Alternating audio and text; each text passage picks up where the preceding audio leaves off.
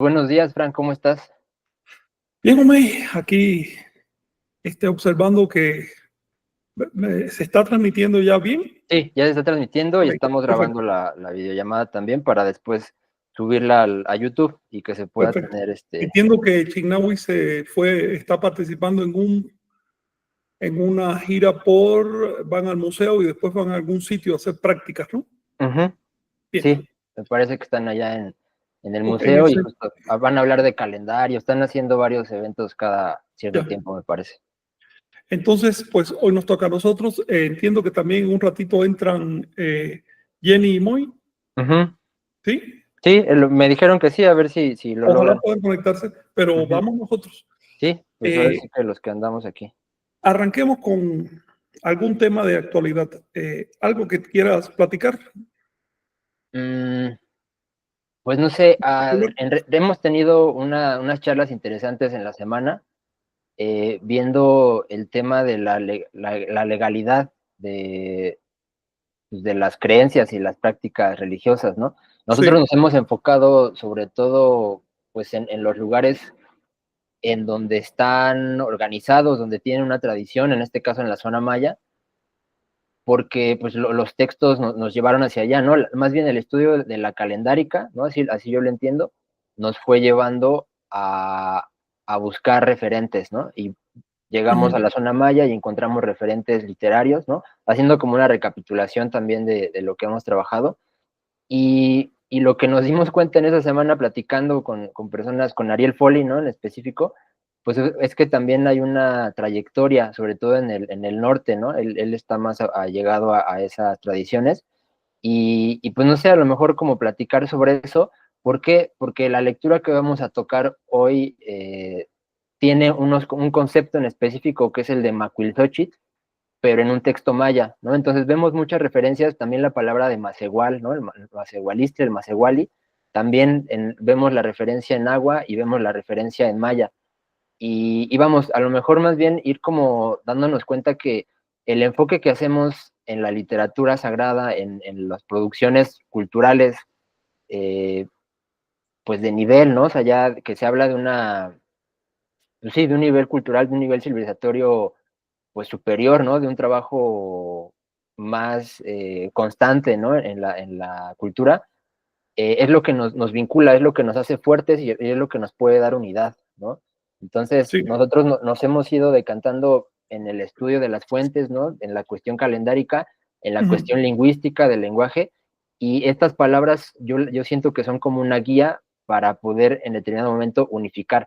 Estamos quizá lejos de esa situación porque hay una cuestión del ego, ¿no? No tenemos como sociedad un cultivo del ego adecuado, ¿no? Es muy egocentrista la sociedad en la que estamos, ¿no? La visión occidental muy antropocentrista, ¿no? Todo en relación a lo humano. Y nos es difícil de repente mirar otras culturas, mirar otras propuestas civilizatorias y, y entenderlas, ¿no? O sea, en vez de entender, se juzga y más bien se plantea como una época superada, ¿no? La visión es, nosotros somos la cúspide del desarrollo, nosotros estamos en el desarrollo tecnológico, en, pues sí, en las soluciones tecnológicas, y lo que ya pasó es algo trascendido, ¿no? Pero pues nos ujú, damos cuenta si analizamos un poco más fríamente nuestra cultura, si hacemos un análisis de nuestra civilización, pues hay un culto al colapso, ¿no? También, o sea, hay muchos sectores en la población que están esperando un colapso, ¿no? Tal cual tanto hay guerras, tanto hay ujú, colapso medioambiental, hay colapso sí. de valores, hay un montón de situaciones, ¿no?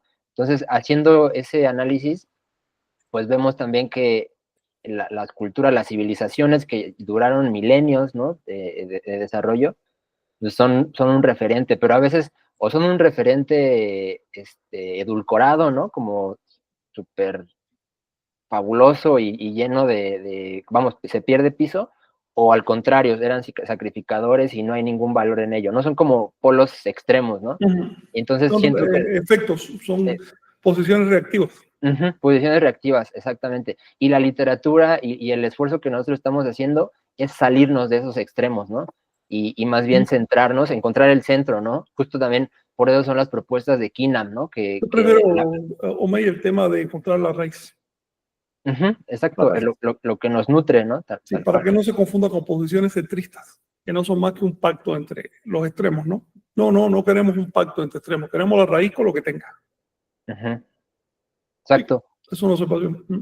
Sí, exacto, porque son precisamente las palabras, estamos hablando de eso, de las palabras, sí, nos pueden ligar, ¿no? Y nos pueden prejuiciar y nos pueden llevar, nos predeterminan. Entonces, el hecho de que hagamos trabajo sobre la literatura, sobre textos sagrados, sobre ese tipo de conceptos, es para salirnos, ¿no? De salirnos de la caja en la que nos quieren poner de que, es indigenista, o es hispanista, o es no sé qué, ¿no? Entonces es como, a lo mejor platicar sobre eso. Mira, yo quisiera referirme, justamente ya que tú lo mencionas, darle un poco de secuencia a algo que hablamos con Ariel Foley hace unos días en conversación privada, ¿no? De grupo, pero privada, porque estábamos en plan más bien experimental de ver qué funciona. Él y ellos, pues son un grupo, están haciendo también su trabajo por su cuenta, un trabajo muy específico y muy necesario, a mi juicio, muy necesario, aunque mi posición, lo digo francamente, es que no basta con lo que están haciendo. El tema es más grande, más profundo y se requiere mucha más mano de obra en todo este asunto. La verdad es que no basta. No sé. Lo que hacemos los grupos individuales. Pero bueno, vamos yo quisiera darle un poco de metodología a todo este asunto. Tú mencionaste las raíces. Las raíces son un referente del conocimiento. Nuestra búsqueda de las raíces tiene el propósito de informarnos para tener una imagen realista, no lo menos sesgada posible, no conformada por los medios de difusión ni por las instituciones criollas que finalmente tienen un objetivo ideológico, sino una imagen de la realidad basada en las fuentes, basada en las evidencias que han quedado. No solo las fuentes arqueológicas y las fuentes antiguas, sino las fuentes vivas. Por ejemplo, cuando vamos con los grupos nativos, nosotros estamos recurriendo a las fuentes. Son fuentes de esos grupos. Y siguen vivos. Entonces quisiera, ante todo, que quienes nos escuchan salgan de la idea de que estamos tratando con temas de la antigüedad. No. El hecho de que una persona tenga determinada edad no significa que esa edad pertenezca a su antigüedad. No. Es parte de su presente. Es decir, toda la historia, todo lo que ha ocurrido en la historia es parte del presente.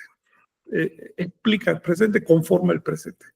El presente tiene dos capas de entendimiento. Una capa es la que vemos por arriba, la que nos colocan los medios de información y de desinformación, los medios de educación y deseducación de la población, etc. Nos colocan una capa superficial en la cual la historia fue de cierta manera. ¿Seguimos al aire, Omey? Sí, aquí estamos. Todo se escucha bien, ya me dijeron. Por debajo de nuestra realidad hay otra capa. Esto refleja la estructura de nuestro ser consciente. Tenemos una capa consciente, otra que está por debajo, el subconsciente. Por debajo entonces de la realidad hay una capa que no conocemos. Son hechos reales, pero que no nos cuentan o que distorsionan o que niegan que han ocurrido o que los ponen exactamente al revés. ¿Ves? Te pongo un ejemplo sencillo. Para millones de españoles hoy no ocurrió invasión de América, tampoco ocurrió destrucción de las culturas de América, por supuesto no ocurrió robo de los metales acumulados durante milenios en América, no ocurrió la esclavización de África. Negaciones. Sí. ¿Qué fue lo que ocurrió? Exactamente lo contrario. De buena onda los españoles, porque eran tan generosos, fueron a ayudar a los africanos y fueron a ayudar a los americanos y le llevaron generosamente su religión. No hubo ninguna imposición, no mutilaron, ni mataron, ni metieron preso, ni quemaron a nadie por imponer esa religión, fue a las buenas. Sí. ¿Por qué? Porque todos los demás eran salvajes. Entonces, cuando niegan los hechos, tienes que caer en explicaciones fantasiosas de la realidad. Esas explicaciones no solo descolocan al otro, te descolocan a ti.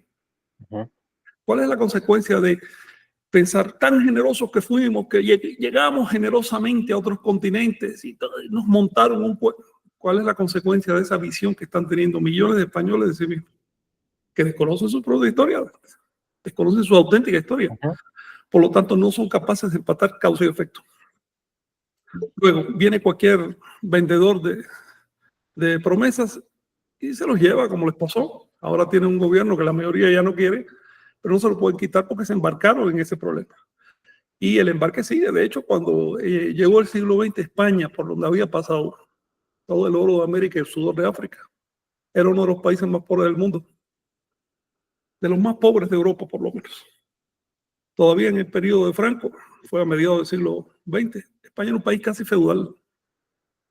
Hola, jóvenes. Y eso porque es por no aceptar su propia historia y por lo tanto no encontrar las relaciones de causa y efecto entre lo que se hace, consecuencias y lo que hay que hacer para rectificar. Si un país no aprende a rectificar su historia, bueno, está condenado a lo que va a pasar. ¿Qué va a pasar con España si esos millones de españoles siguen generando una fantasía sobre su propia existencia, sobre su propio ser en el mundo, sobre su propia historia? ¿Qué va a pasar?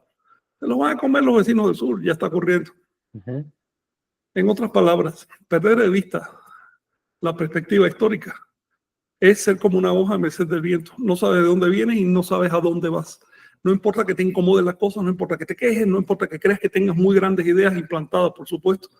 Lo que importa es que en realidad no te conoces y entonces eres como una hoja al viento. Yo quisiera entonces aplicar un poco de método a este asunto. Nosotros recurrimos a las raíces para conocer la realidad de lo que ha pasado en secuencia histórica para ubicarnos correctamente en la actualidad. Ese conocimiento, ese bagaje, tiene un propósito. De nada sirve que seamos depósitos de información si no nos atrevemos a tomar posición. Cualquier presencia, cualquier existencia, hasta la de una mota de polvo, cambia la realidad. Lo cambia todo. Por supuesto que una presencia humana cambia las cosas.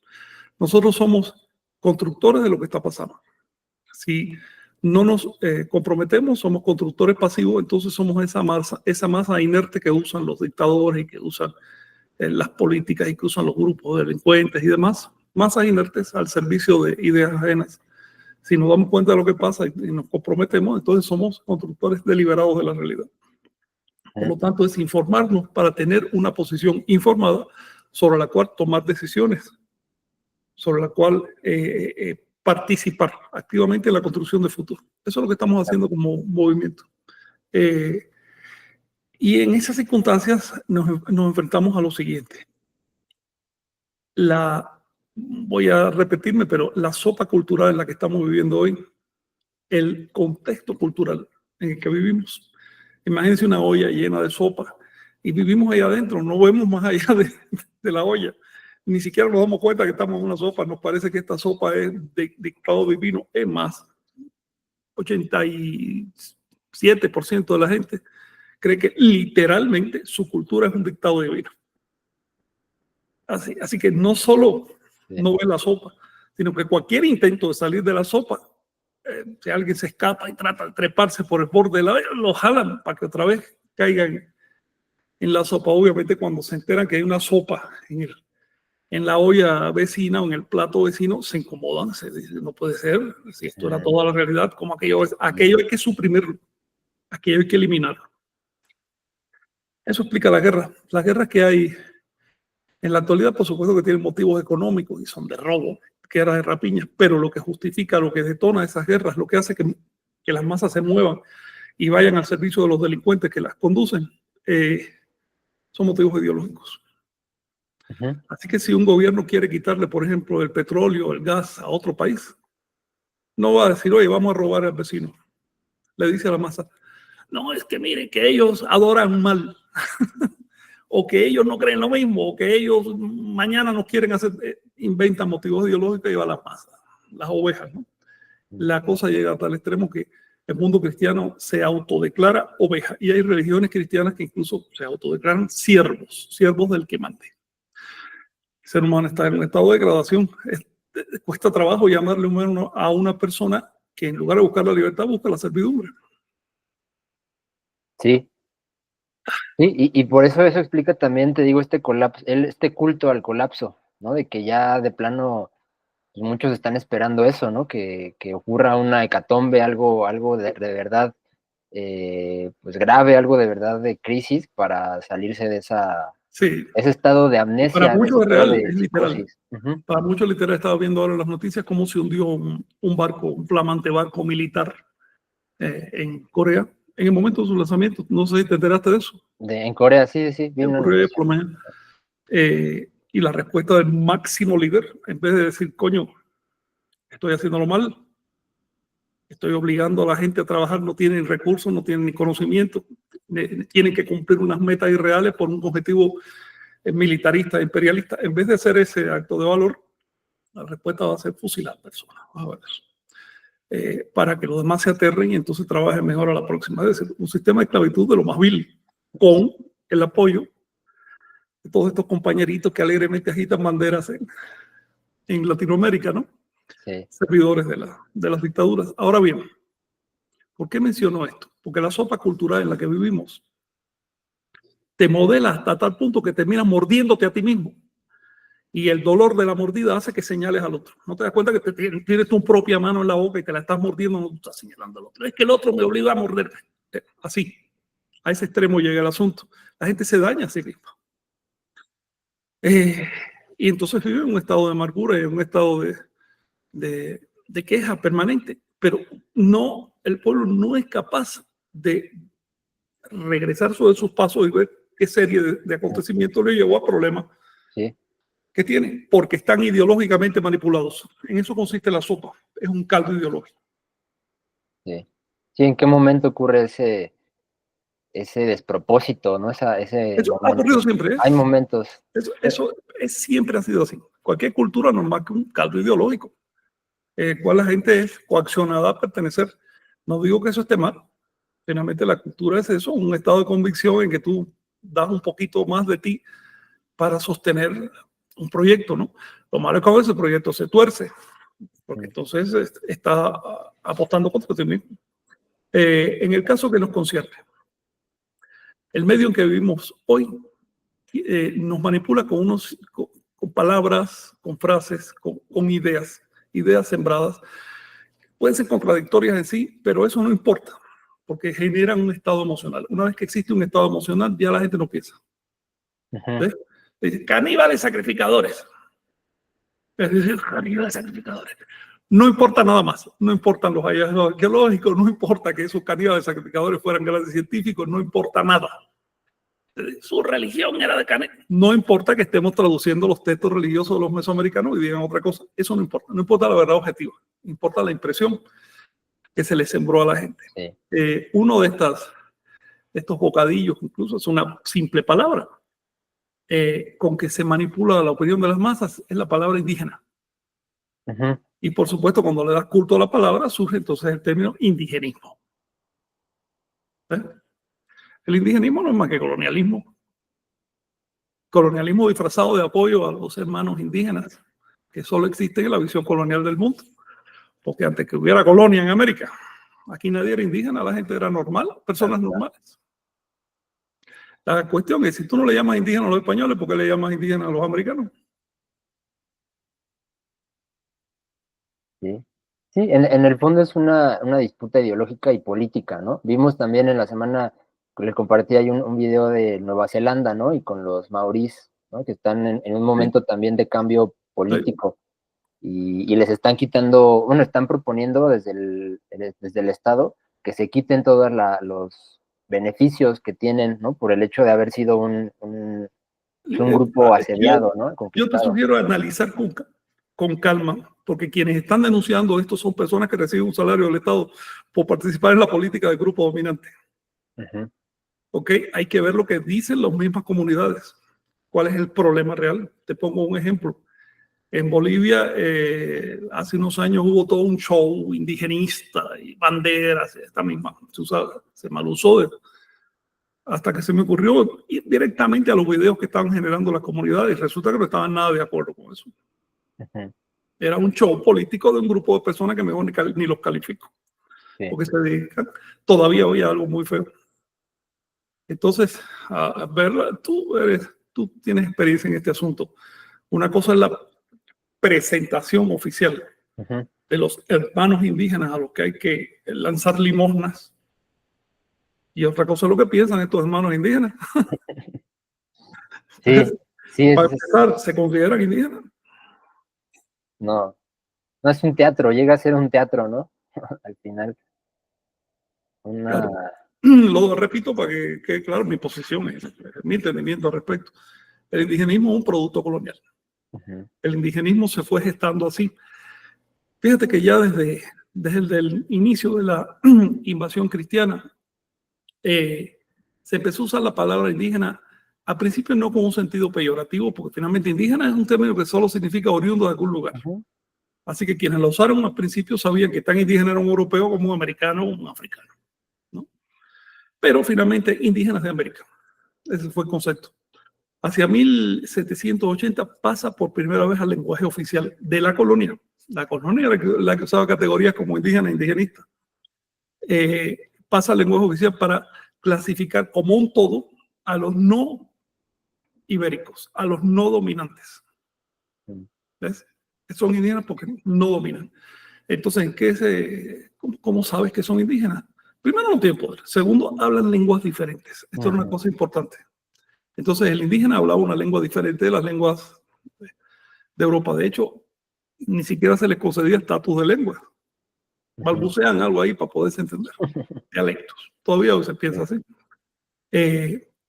Cuando llegaron los criollos y le quitaron el poder a sus padres, obviamente no tocaron para nada ese tipo de categoría porque le venía muy bien.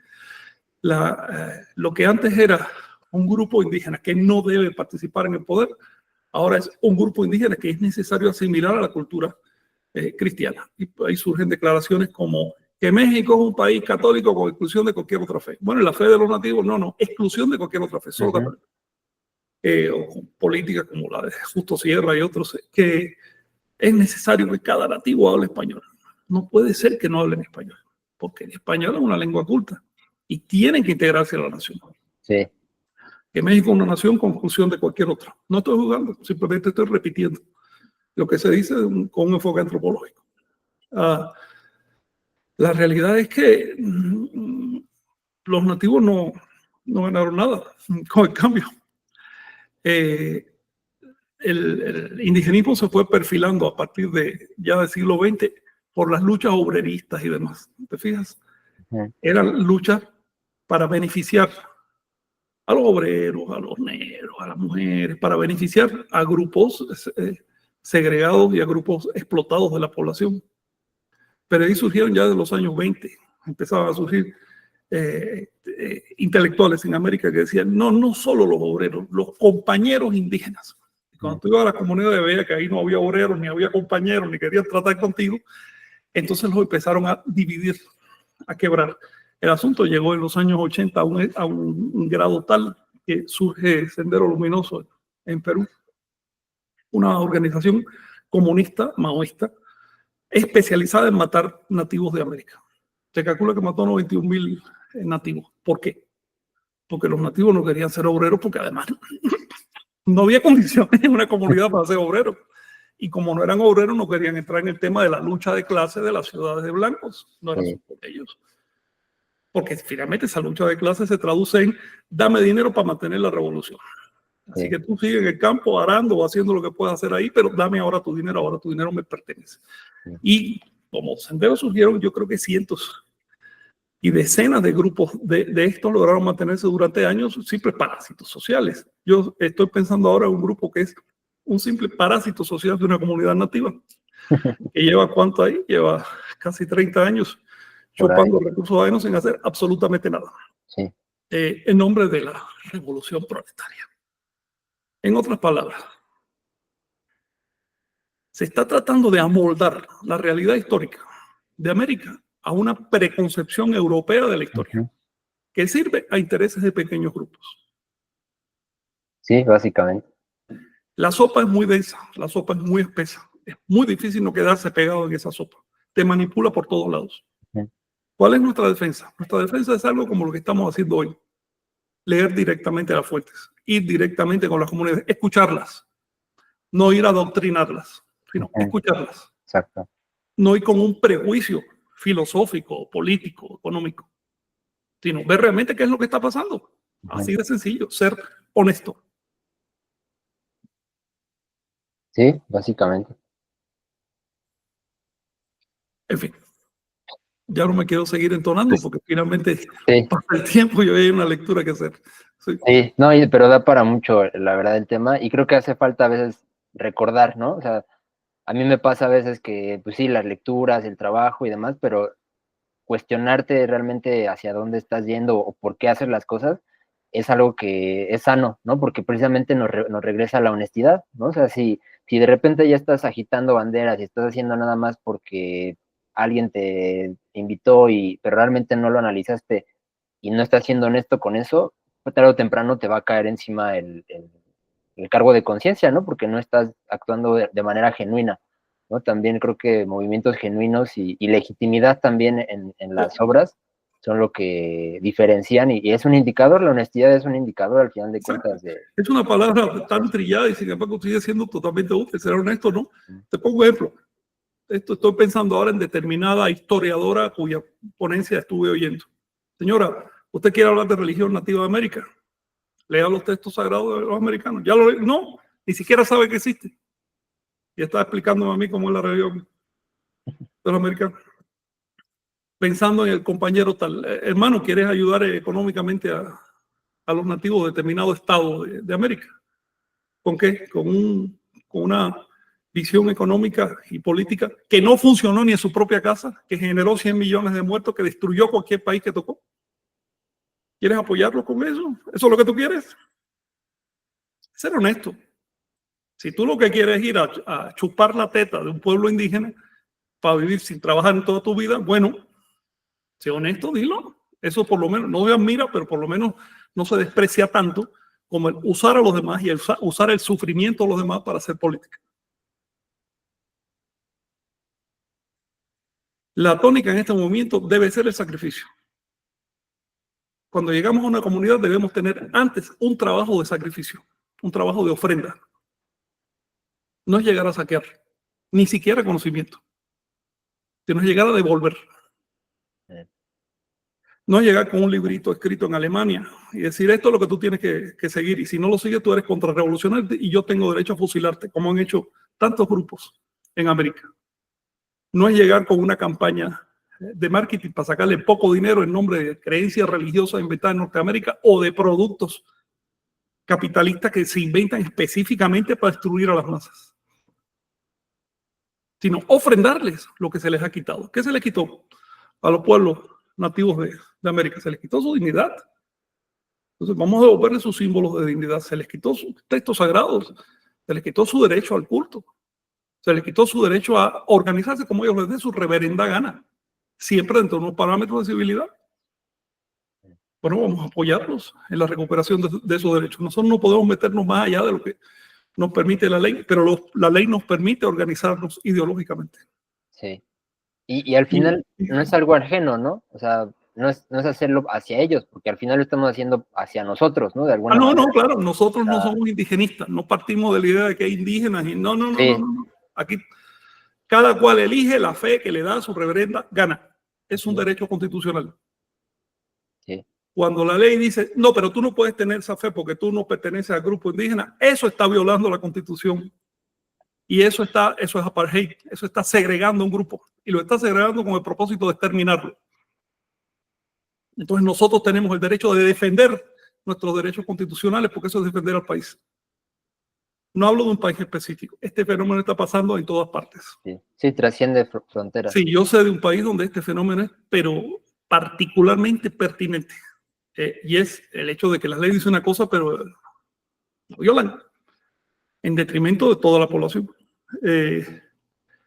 Pero no es tampoco nuestro propósito en este momento hablar de leyes. Tenemos que conocer las leyes. Pero realmente no es este el espacio para hablar de leyes. Este espacio es para difundir cultura. Y hoy toca difundir la cultura religiosa mesoamericana. Quienes piensan que la palabra religión no es la apropiada, que piensen o que pronuncien la palabra que quieran. Así de simple. Ese aspecto no nos interesa. Los problemas que tú tengas en tu mente producto de la sopa donde tú vives es asunto tuyo. Quienes estamos haciendo el trabajo somos nosotros. Nosotros decidimos los símbolos que empleamos, porque nosotros tenemos una vista amplia. No digo que lo veamos todo, pero vemos con suficiente amplitud como para saber qué elementos simbólicos empleamos. Quienes estamos en este movimiento estamos de acuerdo, bueno, quienes militamos, ¿no? Estamos de acuerdo en enfocar el tema de la reivindicación de los pueblos nativos a través de una óptica religiosa, no política, y no a través de organizaciones que no sirven para nada, sino a través de una óptica religiosa, porque es todavía lo que se respeta en esta América. En esta América tú vienes con un carnet de ministro o vienes con un papelón que dice que tú eres una asociación religiosa debidamente registrada, y aunque te dediques a saquear al prójimo, el Estado te respeta, porque la opción es una demanda por persecución religiosa y los estados de América le tienen pánico a eso. No queda más remedio que usar los espacios que marca la ley. Da igual si lo entiendes o no, nosotros seguimos trabajando en lo nuestro. Sí. Adelante, Omey, sí. Sí. Pues algún comentario, Moy, Jenny, si nos escuchan por ahí, ¿cómo andan? Ya nos seguimos platicando. ¿Qué tal? Por acá escuchándolo justamente. Sí, pues ustedes plantean lo del Patoli, por ejemplo, ¿no? Que ha sido como una herramienta didáctica y para acercar pues un montón de información, de conocimiento, porque luego sí, al final los textos, la literatura puede ser hasta, bueno, hoy en día ya ni siquiera los índices de lectura están por los suelos y demás, entonces las herramientas didácticas y las herramientas escénicas sobre todo también, pues son los que nos vinculan a los textos, ¿no? Nos pueden acercar a estos textos. Y creo que hemos visto ciertos frutos, ¿no? En relación a ello. Porque inclusive hasta las personas se pueden escribir, o los niños, ¿no? Se pueden escribir sus propias palabras, o se ponen a leer. Inclusive eso ya es una posibilidad para que sigan practicando la lectura, ¿no? Sí, pues eso, y también algo que recalcábamos la vez pasada, que sí sorprende cómo las personas se involucran, o sea, están buscando un sentido y lo ponen a jugar ahí con los tonales, con el patoli, con estos símbolos, ¿no? O sea, cómo sí prende genuinamente el sentir el ver así palpablemente que hay un conocimiento que es valioso y que tiene que ver con una identidad de este lugar, ¿no? Con una identidad que a lo mejor, propia, sí, exacto, y que no es que rechaces como por convicción, sino más bien que nunca ha estado cerca, ¿no? Entonces, así la gente se acerca. Es bien sorprendente cómo se acerca un montón de gente solamente por su tonal, aunque no se queden a jugar, solo a escuchar su tonal, y de todas las edades, ¿no? Desde viejitos hasta niños. Le llama un montón la atención conocer su tonal, o sea, igual a lo mejor porque es gratuito, ¿no? Es libre, pero realmente hay un montón de gente y la reacción de todos es así muy similar, o sea, sí, totalmente lo que dices, totalmente lo que dices, ¿no? O sea, no Es ya su gestión. no había Pero está bien, funciona. eso que dicen, o es una, exacto, es una sugestión, pero para mí como que me es un marcaje de cómo, pues la gente quiere escuchar algo que le reafirme una identidad, pues digna, ¿no? Una pertenencia. Una pertenencia. pertenencia. Sí. Y entonces, también hay otra cosa fíjate, si observas, generalmente asociamos el tema nativo con aspectos bajos de la cultura. El agro, cosas básicas, cosas que en todos lados del mundo son iguales. Pero cuando tú asocias ese tema con aspectos ya un poco más elevados, más específicos, empieza a ser atractivo, empieza a llamar la atención. Y cuando la gente descubre, por ejemplo, su tonal, está intuyendo que detrás de eso hay todo un mecanismo matemático, astronómico, etcétera. Eso empieza a cambiar la percepción de la gente. De hecho, sé de muchos, tú lo sabes, muchos que han llegado a mí con el tema del tonal y terminan estudiando calendario. Y quienes estudian calendario o matemáticas cambian por completo el paradigma que tenían. Se salen de esa sopa, empiezan a ver las cosas a cierta distancia. Decir, mira, me dijeron esto y esto, pero esto sí, pero aquello no. Empiezan a ser críticos con respecto a la información que reciben. Creo que eso es lo que ustedes están haciendo, y yo les sugiero que busquen formas lúdicas de colocar el tonal y de que la gente se quede una vez que sepa su tonal, aunque sea con una hojita, con algo. Sí. Para poder profundizar más, ¿no? Con algo que todos los días les recuerde eso que pasó, y un enlace o algo que les permita al que quiera profundizar, que le abra puertas, por ejemplo, a los profesores para encontrar una nueva actividad escolar, a los teatristas para encontrar un nuevo argumento o una nueva forma. ¿Ves? De hecho, todo lo que estamos haciendo yo lo percibo como una puesta en escena. Solo que no es tan plana y no es tan pequeñita como las habituales, sino, a ver, esto es largo y esto va a durar generaciones, pero los principios de colocación de la información son muy similares. Tú tienes que conseguir un estado de sugestión para que el público atienda. Sí. Y a través de ese estado es cuando colocas realmente las ideas que quieres decir. Es decir, hay que tener un conocimiento técnico, ¿no? De cómo funciona el arte de comunicar. Y sobre todo, sin perder de vista a dónde quieres ir. Porque Sí. ya sabes que, ustedes lo saben bien, el medio te puede dominar. Y terminas haciendo lo que el medio quiere, que no es más que ceder a rutinas mentales. Sí. En lugar de lo que tú te propusiste en un principio. Eso es peligroso cuando ya se trata de manejo de pueblos. Por ejemplo, muchos grupos que quieren ayudar a las comunidades nativas parten de un buen deseo, de ganas reales de hacerlo, pero poco a poco el medio lo va dominando y terminan sirviendo intereses nefastos y no perciben en qué momento se dio el cambio. Porque es el tema de la rana en el agua. Si es suficientemente gradual ese cambio, no se percibe. Nosotros, nuestra conciencia está diseñada de tal manera que percibimos los cambios con una cierta intensidad, pero los otros debemos pasar, nos parece que no pasa nada, es lo mismo. Esa es la forma como nos manipulan. Nosotros también tenemos que aprender eso. Algo que yo he hecho durante años es lo siguiente: usar recursos verbales, recursos expresivos del enemigo para colocar la información. ¿Ves? Aprender a usar, aprender a jugar en esta línea. La palabra revolución. ¿Qué es revolución? Lo que estamos haciendo nosotros. Punto. Así. Imponerte a las palabras y usarlas. Eso crea un conflicto en la mente de que está del lado allá y le obligas a decidir. Y lo que queremos es gente que decida, que dejen de ser ovejas. Me da igual si es a favor o en contra, pero gente que decida. Pues sí, tal cual. Y justo como lo dices, el calendario es una llave bien cañona, o sea, para entrar, porque pues te agarra así como a partir de la sugestión. Tiene varias aristas, sí. Pero, Tiene trampa. como dices, profundizas hacia las matemáticas, Sí. hacia la astronomía, porque mucha gente te dice, es que ya me habían dado que mi tonal que era otro, ¿no? O ya me han dado como 3 distintos. Y entonces, pues, o sea, en vez de jugar en contra, eso juega a favor, porque nosotros decimos, bueno, esto viene de las fuentes, o sea, estúdialo para que veas cuál es, ¿no? Claro, Y eso también abre camino hacia el autoconocimiento. Yo en lo personal es algo que todavía estamos empezando a explorar, pero hacia las prácticas nahuálicas, que es algo como bien importante, claro. Porque aquí a partir de ese silencio mental, a partir de la recapitulación, a partir de esas herramientas, pues ya es un poco más complicado que te laven el cerebro y te... Pues ya después que tienes experiencia propia, tienes que ser muy tonto para dejarte de quitar. Sí, ¿tú ibas a decir algo, Jenny? No. Y por ejemplo, algo que también jugamos en el Patoli es con la memoria, ¿no? Que termina siendo una especie de ejercicio de recapitulación, así, el preguntar sobre la memoria y luego plantear las lecturas del Chilam, como que hace un ejercicio que interioriza un poco ese mecanismo de revisar la historia y luego pensar en el futuro. En el futuro, ajá. Me gustaría ver en la práctica cómo hacen eso y cómo se puede potenciar eso, qué recursos hacen falta. Sí.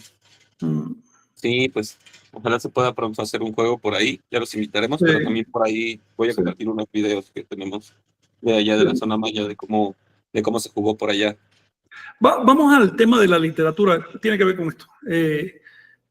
Ustedes le están usando el juego como un pretexto para llegar, por lo menos a la literatura, en el futuro probablemente a estudios de calendario, es decir, aspectos superiores de la cultura. En el caso de la literatura es de esos aspectos que rompe paradigmas. Porque es que te dijeron desde el principio que no solo no había literatura, no había la menor manera de representar a futuro una información.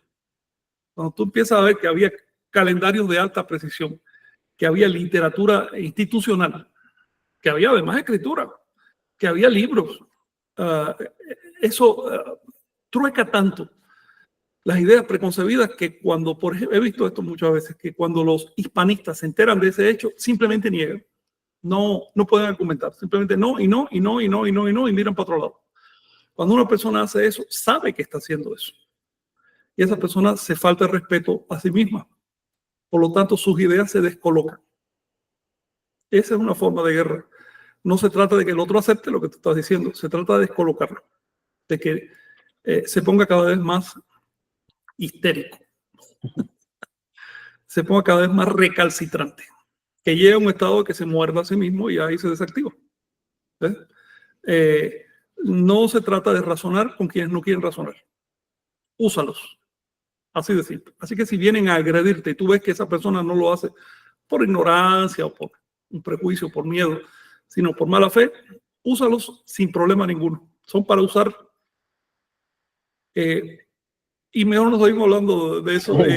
Omen, adelante. Sí, sí, no, pero tiene que ver porque, o sea, digo, llegan al colapso, ¿no? Al final de cuentas hablamos del culto al colapso y esto llevarlos a eso, es darles una salida, ¿no? También, o sea, requieren una sacudida de sus bases para arreglar las cosas que necesitan arreglar y eso el arte Claro. es por excelencia, los juegos, lo lúdico, es una herramienta para Claro. sacudirte y para moverte, ¿no? Eso es realmente el enfoque artístico de veras revolucionario, ¿no? Como muchas veces se plantea. Cuando tú enfrentas al grupo a una sacudida, a algo que rompa sus ideas preestablecidas, hay dos grupos. Los que tienen energía y honestidad van a entender.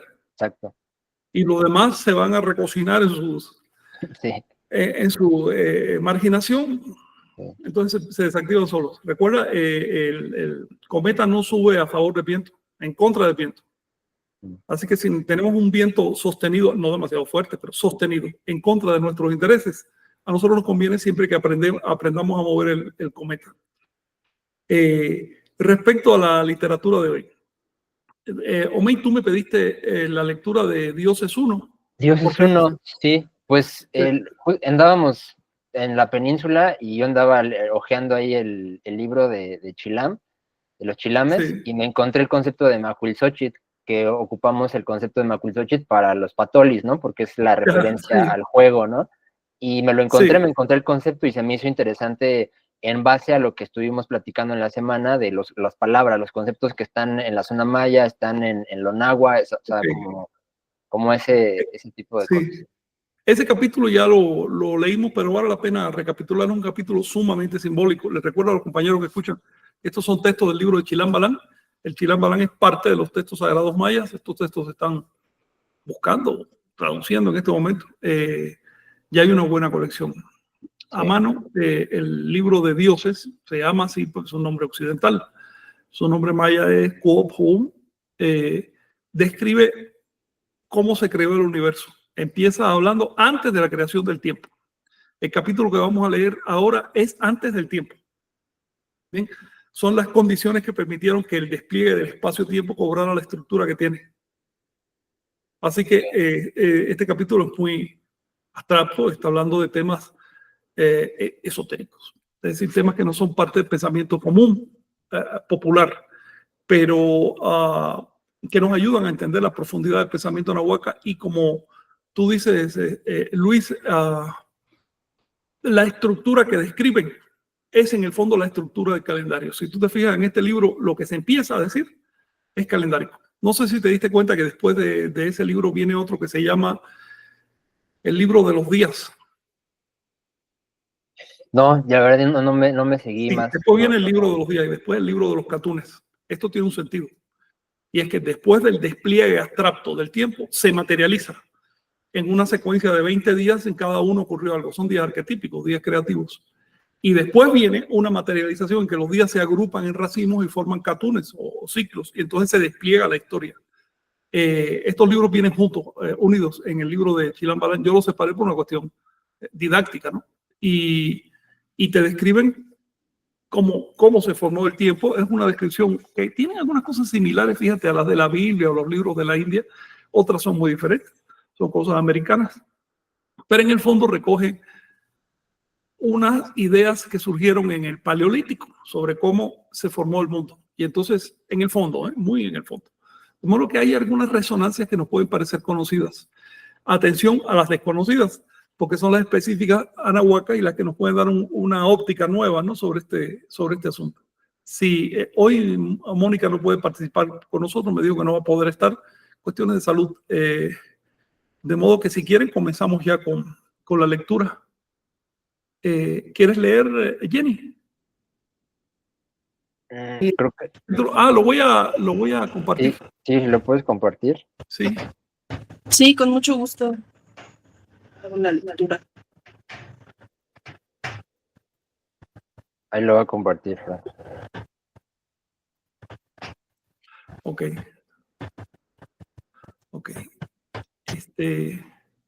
Si quieres le subo el tamaño, como tú me digas, ¿eh? Sí, ahí se ve muy bien. Seguro. Bueno, adelante. Hoy es el capítulo 1 del libro de Dioses. Sí. Entonces, se pidió la carga de todos los años del Catún 13 Ajau para dar entrada al siguiente Catún, el 11 Ajau. En ese día bajó la palabra del Señor de los 9 niveles del inframundo a la punta de su lengua, y bajó el sabio a voltear el doblez de los catunes y a pedir la carga del nuevo catún.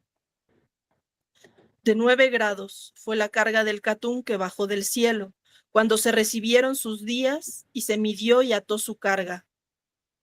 Entonces bajó el agua del centro del corazón del cielo, y ocurrió el renacer. De la casa de las 9 edades descendió el muy perfumado, el gran libador, y metió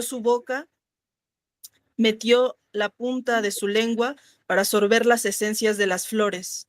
Y bajaron los 4 nahuales del Señor de la lluvia con vasijas para sorber las mieles de las flores. El fragante sorbedor rojo, el fragante sorbedor blanco, el fragante sorbedor negro y el fragante sorbedor amarillo. Y salieron y abrieron, exprimieron, chuparon y despojaron a la flor marchita, la flor de la plumería, la puntiaguda flor del cacao, la larga flor del pedernal, la azucena, la 5 flor, que ahí está Macuilxóchitl, ¿no? Macuilxóchitl.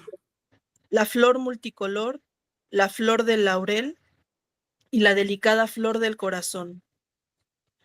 Rompieron los tallos de las flores los perfumados libadores, arrancaron los estambres de las flores, se saciaron de flores los segadores. El fragante sacerdote, el fragante señor, el fragante guerrero, el fragante gobernante. Cuando bajó el Señor con su carga de flores, dijeron: nadie como él, jamás se vio tal banquete. Tras extraer la miel de la flor despojada, entró en ella el pecado de los 9 dioses. En el 3er año del Nictecatún, en ese día se declaró su carga. Antes que bajara el dios de los 9 niveles del inframundo a tomar la raíz de la flor, se transformó el medidor en un precioso colibrí. Entonces bajó a chupar la miel de la flor, penetró en los 9 pétalos de la flor y tomó en matrimonio a la flor marchita.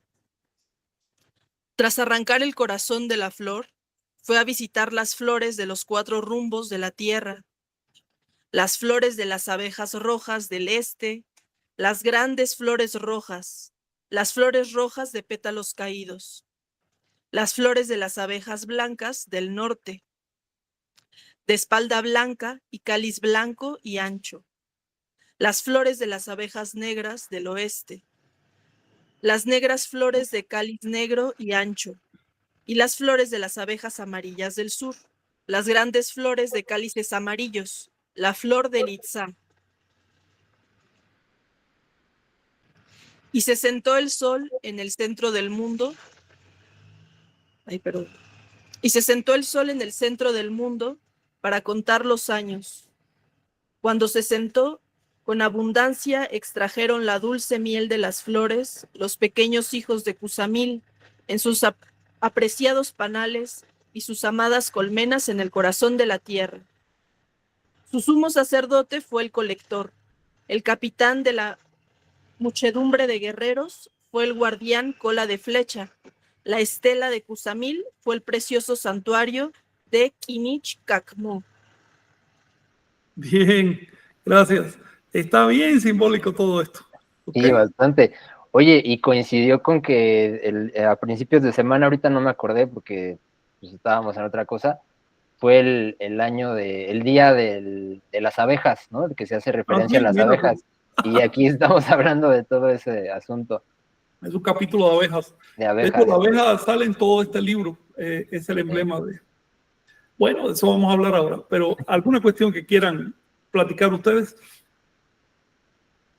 Híjole. La última palabra, ¿a qué se refiere? Kinish Kamon, Ajá, el sol. Quiere decir guacamaya de rostro solar. guacamaya de rostro solar, órale. Y Kinish, que quiere decir relativo al sol, o Ujú, solar. sí, sí, Kak Mo, Mo es guacamaya, Kak fuego. ok, O dicho de otro modo, es el sol radiante como una guacamaya. órale. Por Wow. eso explicaban al sol con pico de guacamaya, Sí, por el juego entre color y los radiantes. sí, Fíjate, me sí. pongo a pensar, ¿qué haría una IA si le metieras todo esto? A ver, Ajá, explica un poco, porque yo no tengo idea. sí. ¿Qué haría? Ajá, o sea, en la IA creo que se está metiendo un poco de ruido en tu micrófono, muy, ándale, va. Creas imágenes a partir de texto y todas estas imágenes que están generando, o sea, nuestra imaginación las crea, ¿no? Pero una IA, pues no sé qué haría, o sea, sí, yo creo que generaría cosas bien interesantes, ¿no? Bien psicodélica. Es Bien, decir, sí, puedes meterle texto de esto a una IA y te hace una ajá, imagen. sí, y te genera imágenes, sí. Pues haz la prueba, a ver qué Sí, pasa. habría que hacer la prueba, a ver cómo Sí, lo genera. a lo mejor se puede ilustrar un poco estos textos. Ujú, estaría bien. Sí, la lectura y que se fueran presentando imágenes al respecto de la lectura, Sí, estaría interesante digamos. verlo. O simplemente por un motivo lúdico de ver Sí, sí, sí. qué pensaría una máquina de todo este tipo de simbolismo, ¿no? Ujú. Sería capaz de interpretarlo. Si a una No, persona no, le dio trabajo, no creo. No, porque es muy literalista. Creo que es muy literalista. directa. Sí, sí, hasta ¿Eh? el momento sí. Él lo toma como hechos literales. Como hecho literal, ajá. Es Sí, decir, el hombre salió de una bola de fango, la mujer de un hueso. Punto. sí, sí. Ok, ok. Sí, si el ser humano no agarra ciertos detalles, imagínate que puede hacer una pobre máquina. Pero llegará el momento que las máquinas superen por lo menos ese tipo de ser humano. Vas a ver, en ese momento ese ser humano Sí, ya no va a ser necesario. exacto. Por eso tenemos que afinarnos nosotros para ser necesarios en el futuro. En Este es un efecto. reto. Y el afinamiento consiste en aprender a decodificar estas cosas. Ujú. El capítulo que nos leíste, Jenny, trata sobre... A ver, ¿qué les parece que trate este capítulo? Pues yo puedo identificar, o no sé, por ejemplo, las 9 horas nocturnas se representan con 9 flores, ¿no? Sí, esa parte, 9 horas nocturnas, 9 flores. Fíjate que salen las 9 flores de la noche que están en el arco de abajo de la veintena. Son los signos de abajo, con el signo de perro en el centro, porque perro es guardián de la medianoche, del inframundo. ¿Para qué? ¿Por qué coloca esas flores? Para darle relieve al signo de hasta arriba, que es Ajau, que es el sol, flor, para los nahuas. Necesita ese contraste entre lo muy luminoso y lo muy oscuro para generar una polaridad que explique lo que está pasando. ¿Quiénes son las abejas?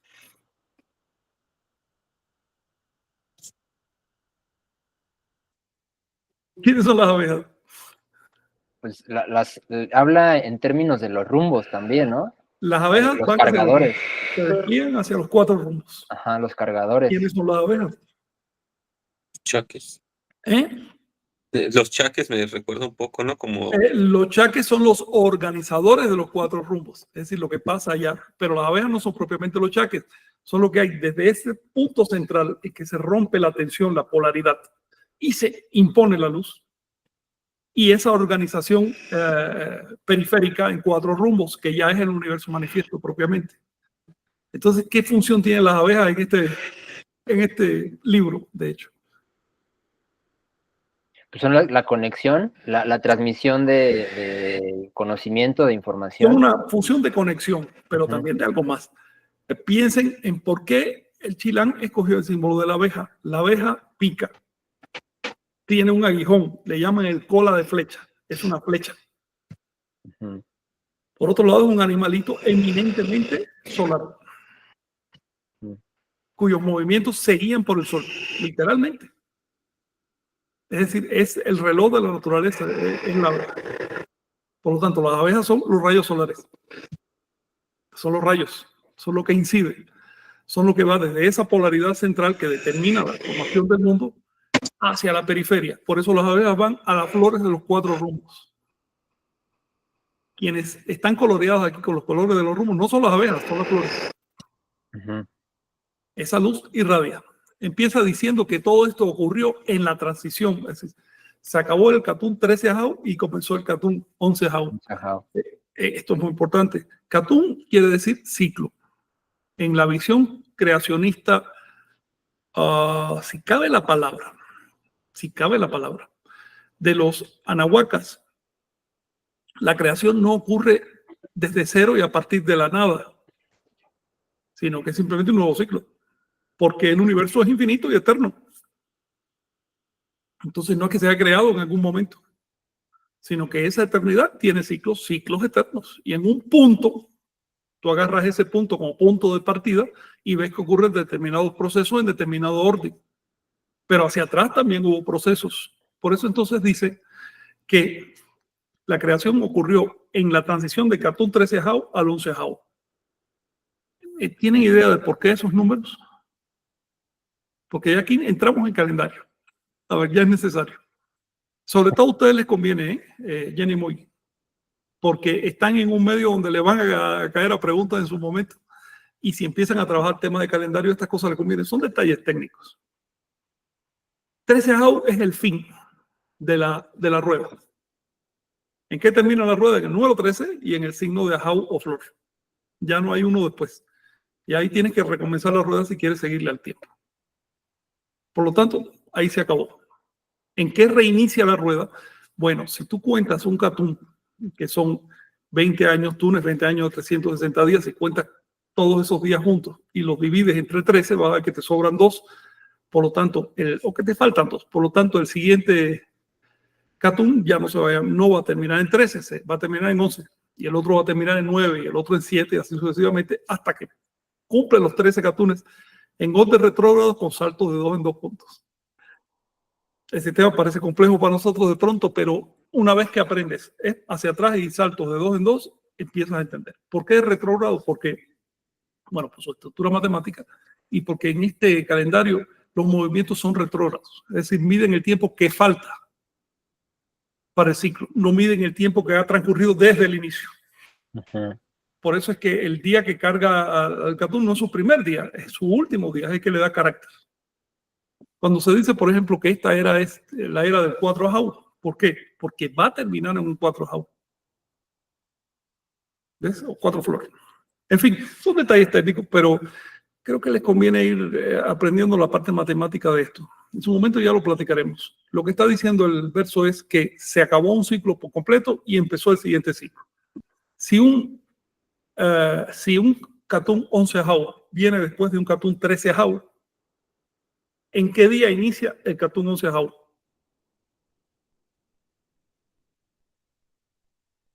Fíjense, aquí estos son los elementos de analizar. Los Catunes agarran nombre de su último día. Ujú. Bien. Y aquí tenemos un Catún 11 Jau que viene después de un Catún 13 Jau. Por lo tanto, ese Catún 13 Jau terminó en un 13 flor, en un 13 Jau. Luego, el siguiente Catún, el 11 Jau, ¿en qué día empieza? Spactli. Tezipactli, Junimish. Es redondo el sistema. ¿Ves? Solo en un Catún 11 Jau puede iniciar la creación. ¿Por qué? Porque empieza con el primer día del calendario. Claro. Entonces, en ese día inicial del calendario, baja la palabra del Señor de los 9 niveles. Dice que baja, y lo dice literalmente este texto. KM, mira. KM, que bajó. Emi, es decir, bajar, descender, no dice que subió del inframundo, sino que bajó del inframundo. Estos detalles hay que tenerlos en cuenta, porque en la visión cristiana el inframundo está para abajo. Por eso lo llamamos inframundo. Pero en la visión anahuaca no se le llama infra. No se le llama infra. Es decir, el inframundo no se concebía para abajo. El inframundo se concebía alrededor. Está para cualquier lado, incluyendo la parte de arriba. Ustedes han visto que en algunos textos se dice que hay 9 cielos, en otros se dice que hay 13. ¿Se han dado cuenta de eso? Es por lo siguiente. Son 9 cielos más los 4 rumbos de la tierra. Eso produce los 13 niveles, digamos. Las 13 esquinas, los 13 puntos de intersección. No es porque intrínsecamente los cielos sean diferentes de los inframundos, porque el sistema es como las capas de una cebolla. No cabe que haya más capas para un lado que para el otro. Las capas son redondas, concéntricas. Así veían la Tierra, así veían el universo, así veían cualquier, incluso un ser humano, lo veían así como capas de cebolla, capas concéntricas. Entonces bajó del inframundo. Me encanta la idea, bajó la palabra. ¿Qué es la palabra?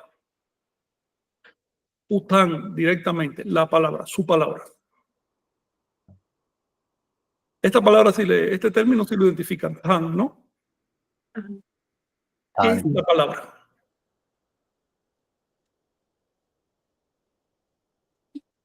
Bueno, no es cualquier palabra. Pues es el verbo. ¿Eh?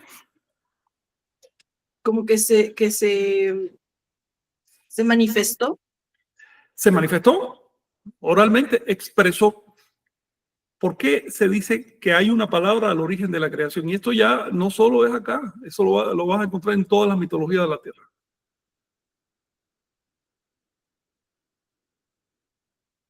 ¿Por qué? Pues, Porque es una palabra.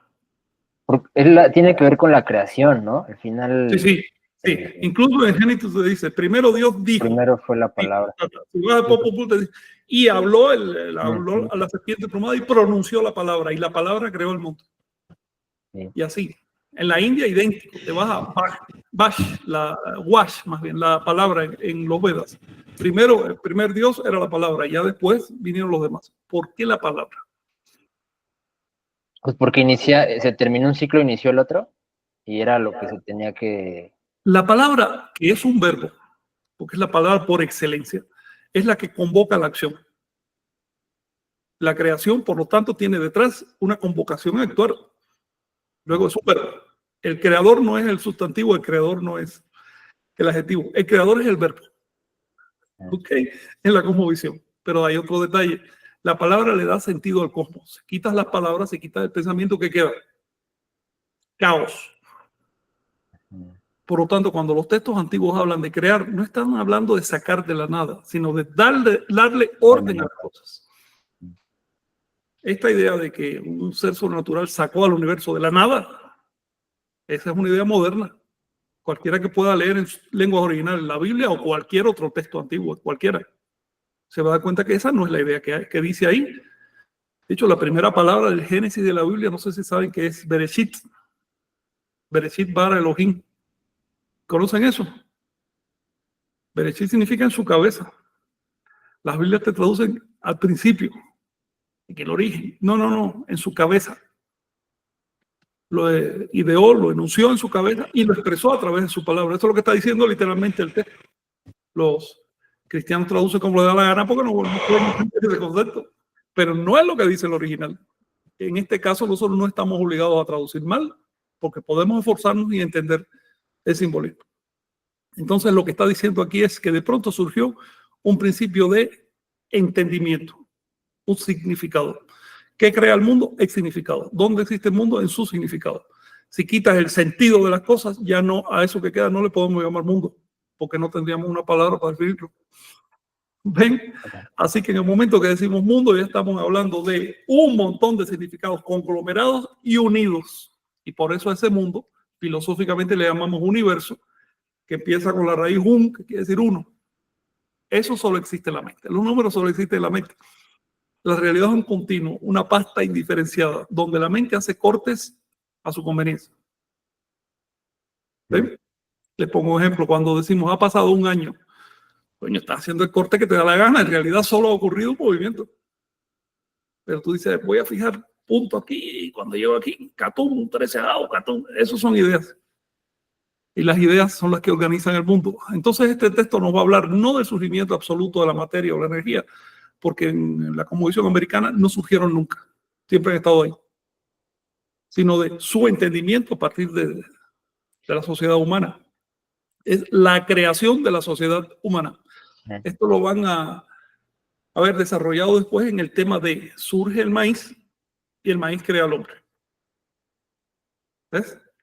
Es decir, es cuando hay un entendimiento, cuando surge la creación por excelencia. Mientras tanto eran intentos vanos, no llegaba a haber creación en realidad, eran intentos que se frustraban, desaparecían. Cuando esto nos está diciendo que en el paso del 13 al 11 Ahau se creó lo que viene después, también nos está diciendo que hubo antes de eso otros 12 intentos que se frustraron porque no estaban las condiciones calendáricas. ¿Se entiende esto? Es un lenguaje bastante abstracto. La decodificación todavía hay que decodificarla, pero ustedes entienden la segunda capa. Sí, porque de hecho aquí habla de los 4 nahuales. Ya ahí viene la organización. Ahí, la organización. Dice que cuando en ese día Hunimish, día Ceci-Pac, le bajó la palabra de los 9 niveles a la punta de su lengua, y entonces se hizo sabio. Está hablando ya de Chac, de Tlaloc. El emblema de Tlaloc es la punta de su lengua o la punta de su nariz, que es lo mismo. El aliento y la palabra tienen el mismo sentido aproximadamente en esta cosmovisión. El universo es producto del aliento, es decir, de la energía, y producto de la palabra o del entendimiento. Por eso la nariz de Chac es la vírgula de la palabra. Y bajó el sabio a voltear el doblez de los catunes. Doblez de catunes le llamaban los mayas al calendario, a voltear los ciclos calendáricos y a pedir la carga o el significado del nuevo catún. Es decir, ¿qué trae el nuevo catún? Resulta que tiene un número y ese número tiene un sentido. ¿Y cuál es ese sentido? El nuevo catún es el 11 Ahau. ¿Cuál es el sentido del número 11? El número 11 es el que marca la creación en este mito. Okay. ¿Alguna cuestión sobre esto? Esto sería como un Génesis, como haciendo el símil. Equivale al Génesis. Es el Acuérdate Génesis. que la palabra Génesis no es la que viene en la Biblia original. El Génesis fue escrito en hebreo, no en griego. Génesis es una palabra griega que quiere decir origen. Cuando los cristianos traducen la Biblia, la traducen del griego, no del hebreo. Si la tradujeran del hebreo, insisto en esto, entonces se enfrentarían a la palabra derecha que quiere decir cabeza. Punto. Sí, cabeza. Estamos hablando de percepción. Es un Génesis perceptual. No es un Génesis sobrenatural, ni supersticioso, ni de creyentes, ni nada de eso. Es un intento de describir la percepción. Está diciendo que de 9 grados fue la carga. ¿Qué quiere decir? Que la carga o la expectación, ¿no? El sentido de la creación fue de 9 grados. 9 grados de profundidad. Chinahuapa le llamaban los nahuas, el río de las 9 profundidades. ¿Qué quiere decir eso? Yo el 9 lo relaciono con la memoria, porque es al final sí. La subconsciencia, ¿no? Sí. Sí, con la conciencia, con el acto de ser consciente, que tiene capas. Ajá. No, con la subconsciencia, ¿no? Sí, el acto de ser consciente como un todo tiene capas. Sí, y las capas de abajo le llamamos subconsciente. Hay capas tan densas que nunca hemos entrado ahí, entraremos a la muerte. Entonces, lo que está diciendo acá es que la creación está marcada por grados de organización. No todo está a la vista. El acto simple de ver las cosas ya las modifica. Esto lo ha comprobado la física. El acto de ver las cosas las está modificando desde su esencia. Desde su esencia. Desde si es partícula o es onda. Desde ese punto ya la percepción está modificando el mundo. Y como todo está compuesto de partículas y ondas, pues lo modifica todo. No puedes modificar un pedacito así del universo sin que eso resuene con todos los demás. Entonces lo que está diciendo este texto es que la percepción está creando literalmente el universo. Esto no significa solipsismo, no es que si yo no percibo desaparecen, no. Si tú no percibes o si yo no percibo desaparecen las cosas que son objetos mentales pero no la energía. La energía sigue ahí, tal cual.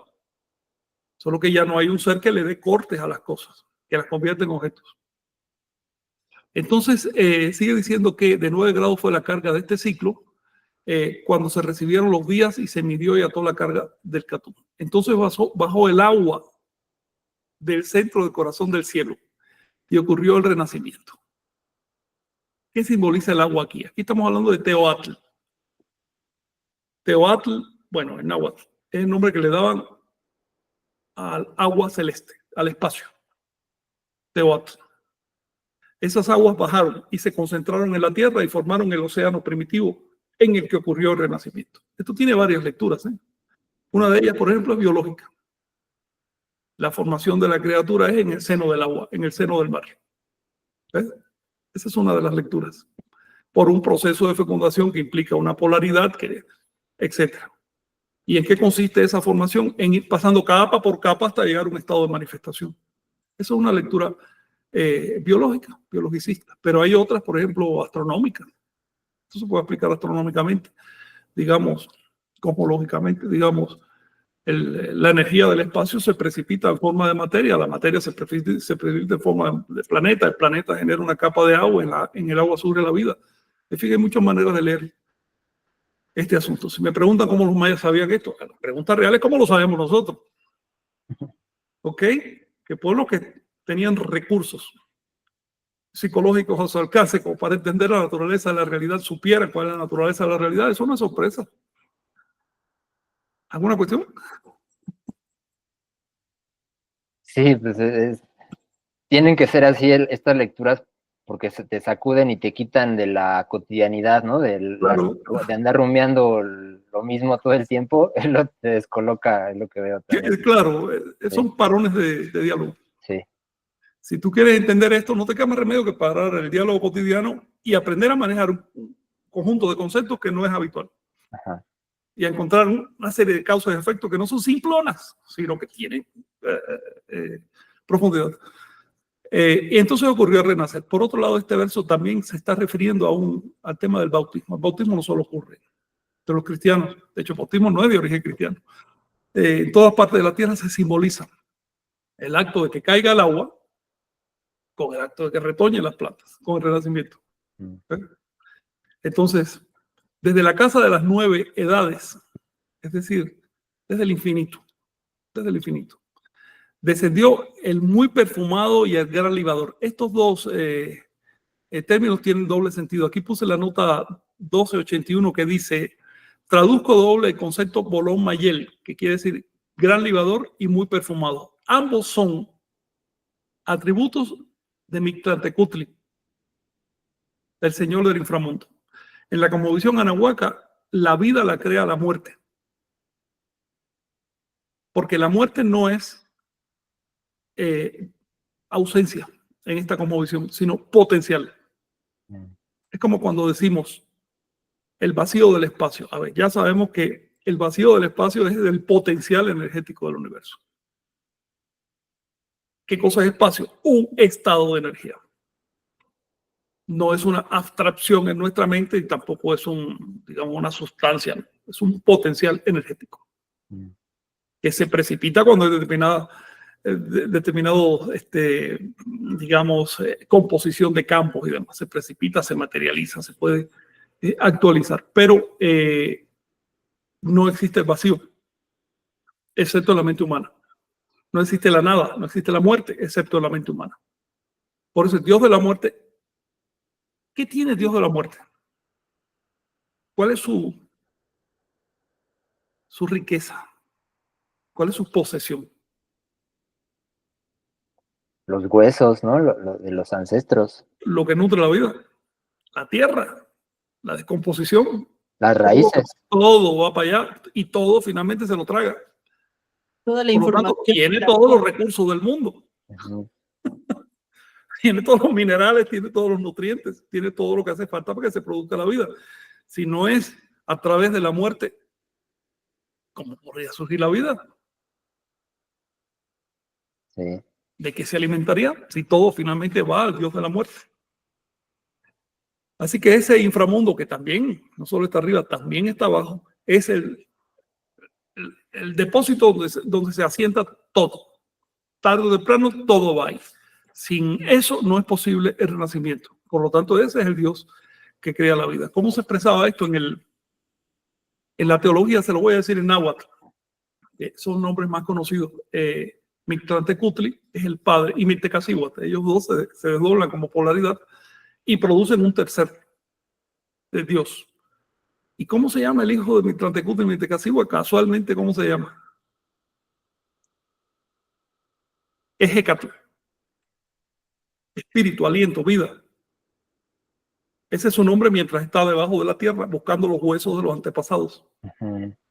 Pero cuando sale y rompe, cambia de nombre y se llama Quetzalcóatl. Quetzalcóatl es el hijo de Mictlantecutli y Mictecacihuatl.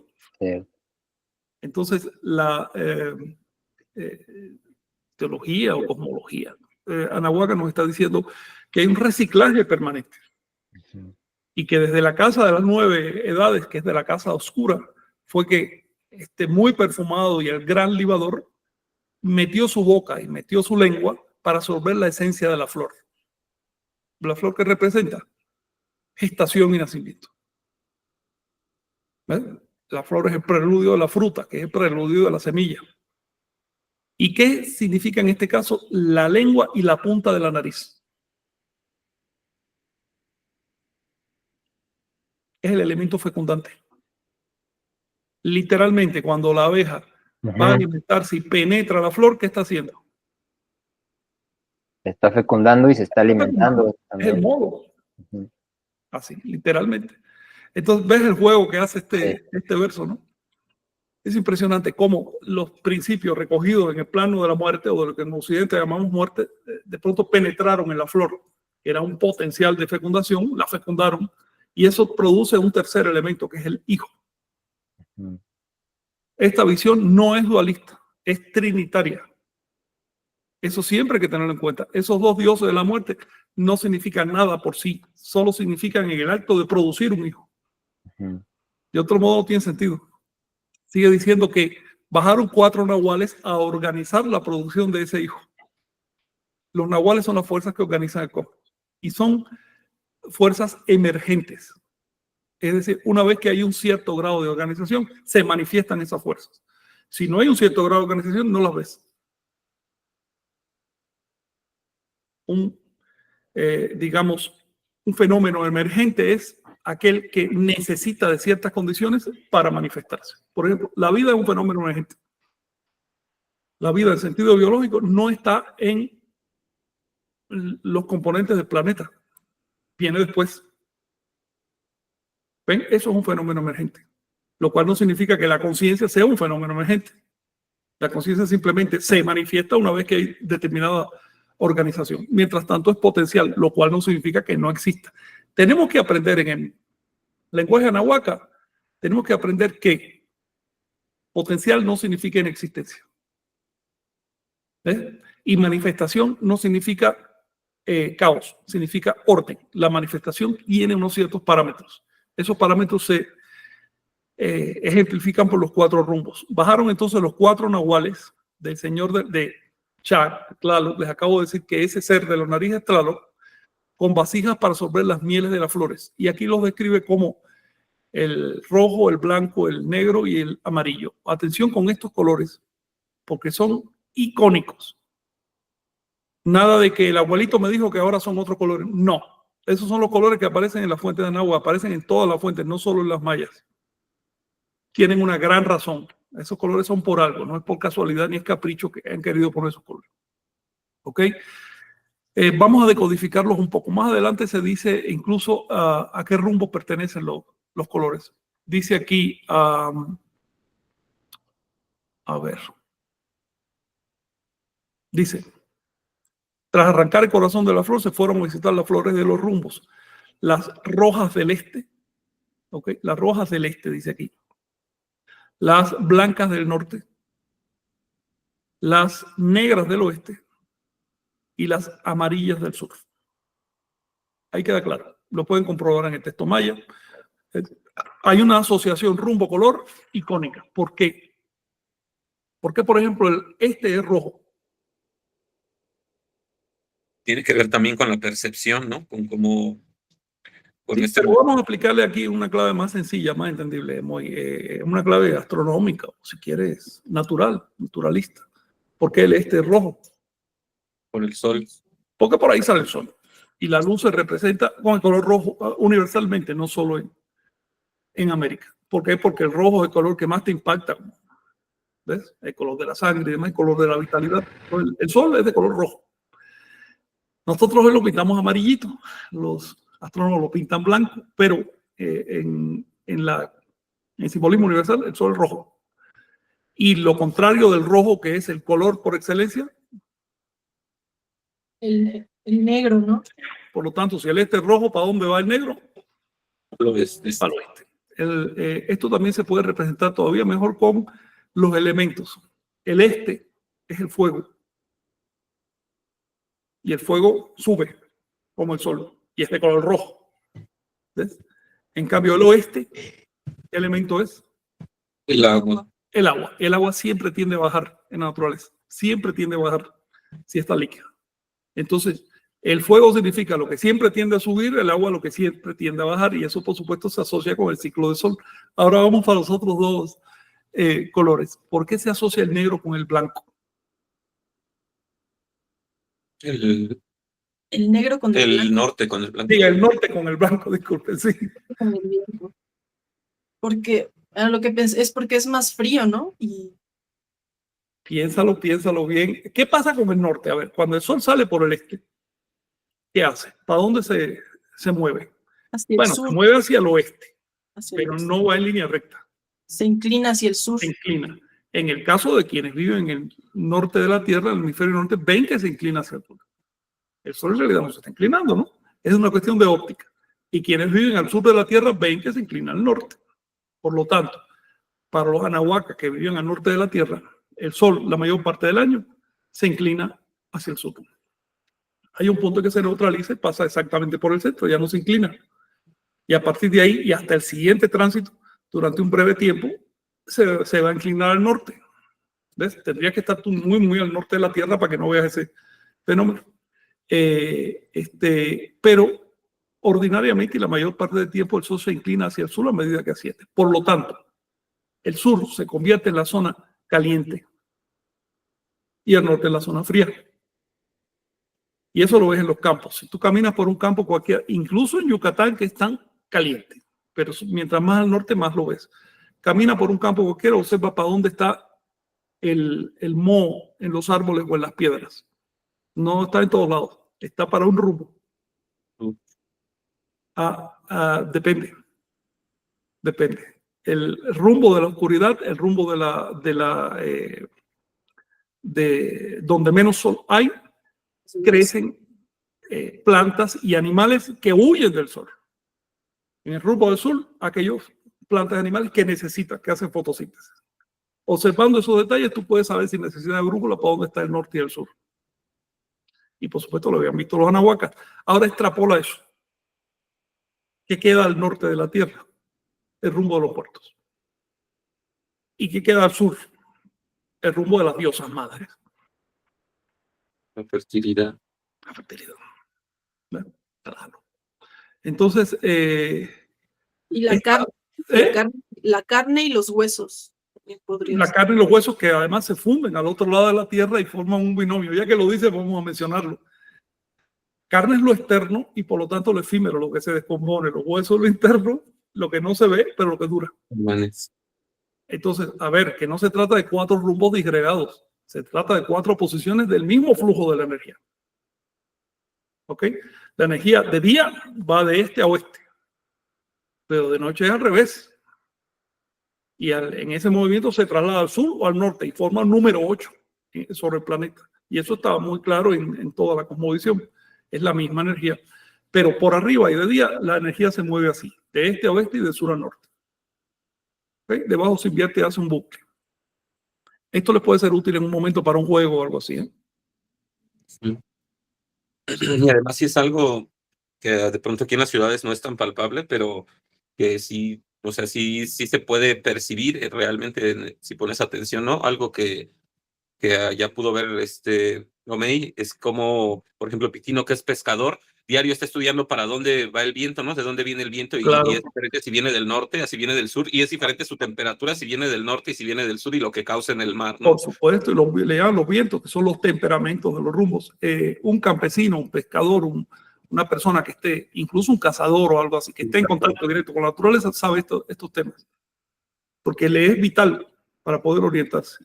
Nosotros ya lo perdimos y por eso es que nos inventamos colores extravagantes para los rumbos y estás mirando la fuente y pensando lo que te dice el abuelo. No, el abuelo debe darse una vuelta por el campo para que vea cómo funcionan las cosas. El abuelo debe olvidarse de la iconografía occidental moderna, que es un producto de la civilización, y pensar en términos de los antiguos, de los primeros, de los que veían al sol rojo, no amarillo, y de los que veían al agua negra, no azulita. ¿Ves? Colores cosmológicos fundamentales forman una cruz, la misma que ven en la bandera de los mayas. Otra cosa importante ya de posicionamiento, ¿no? El este siempre iba para arriba. Acuérdense de la palabra orientar, que significa oriente. La orientación siempre es para adelante y para arriba. Es ese eje. Por lo tanto, el oeste siempre para atrás y para abajo. El ser humano mismo es parte de los rumbos cardinales. La orientación hacia el norte es producto de la brújula y tiene, ¿qué será?, 1000 años desde que empezó. Pero antes no era así en ninguna parte de la Tierra. ¿Alguna cuestión sobre esto? ¿Omey se fue? Aquí estoy, pero quité la cámara porque sí, ¿algo que quieras platicar sobre esto? Incluso yo pensaba, allá en la zona maya se sigue usando Nojol y Chamán como izquierda y derecha, ¿no? Sí, Nojol y Chamán. Sí, claro. La izquierda se asocia al norte, la derecha se asocia al sur. La derecha es la mano de la fecundidad, la que crea, la izquierda es pasiva. Recuerden que estos rumbos también implican grados de actividad. El este es pasivo, activo. El oeste entonces es pasivo. El sur es activo, el norte es pasivo. Pero el este es masculino, el oeste es femenino, el sur es femenino y el norte es masculino. ¿Ok? No se trata de una polaridad simple. En otras palabras, el este es masculino activo, el sur femenino activo, el norte masculino pasivo y el oeste femenino pasivo. Con estos elementos ustedes pueden orientar, por ejemplo, los dioses. Se dan cuenta de lo que representan los dioses. Las diosas madres, las diosas creadoras, sí son femeninas, pero son activas. ¿Ves? En cambio, las mujeres muertas de parto le daban nombre al oeste porque son totalmente pasivas. Y así el Tlahuicalpantecutli. Y aquí el cola de flecha, ese está hacia el este. Es el sol con sus rayos. Pero Mictlantecutli, a pesar de que es masculino, es pasivo, es la muerte, está hacia el norte. Luego se trata de dos polaridades, una que se puede simbolizar con los géneros femenino, masculino, no el resto de los géneros que manejamos hoy, sino eso era lo que manejaban los anahuacas, y otra que se puede simbolizar con las actividades pasivas y activas, los grados de actividad, digo. Entonces, se dice que cuando salió el sol, de pronto todos los demás dioses dijeron, nadie como él, jamás se vio tal banquete. Banquete significa tal, digamos, regalo de bendiciones. Y tras extraer la miel de la flor, entró en ella el pecado de los 9 dioses. En este punto de la creación, cuando sale el sol, cuando ocurre la luz, cuando hay conciencia, entra el pecado. Mientras no hay conciencia, no hay pecado. ¿Ves? ¿Y qué significa el pecado de los 9 dioses? En la cosmovisión. Todavía no había ni seres humanos. Por lo tanto, no se trata de seres pecadores en el sentido teológico moderno. ¿Qué significa el pecado de los 9 dioses? Cuando entra la luz, cuando entra la conciencia, entra conciencia de la muerte. Ese es el pecado de los 9 dioses. ¿Ves? Conciencia del inframundo. Mientras no hay conciencia de la muerte. Entonces los seres viven en un estado, en un limbo psicológico. No tienen conciencia de haber surgido, tampoco conciencia de que van a morir como individuos. Pero al ser conscientes de todo esto, y esa es la característica de la autoconciencia, nos damos cuenta de que tenemos un lapso de tiempo. Es un ciclo. Somos parte de un ciclo que nos trasciende en tanto individuos. Y aquí viene un elemento de la doctrina tolteca, es, ya que tienes un tiempo de vida limitado como individuo, aprovechalo. Sea útil. Úsalo. No pasa como simple relleno. ¿Por qué? Hay una diferencia entre llegar a la muerte como un creador y como un simple relleno. ¿Ven? Hay una gran diferencia. Eso cambia las cosas. ¿Quiénes mueven la rueda de la historia? ¿Quiénes mueven el tiempo? ¿Quiénes producen realmente la creación? Los creadores. Ahora bien, seguimos.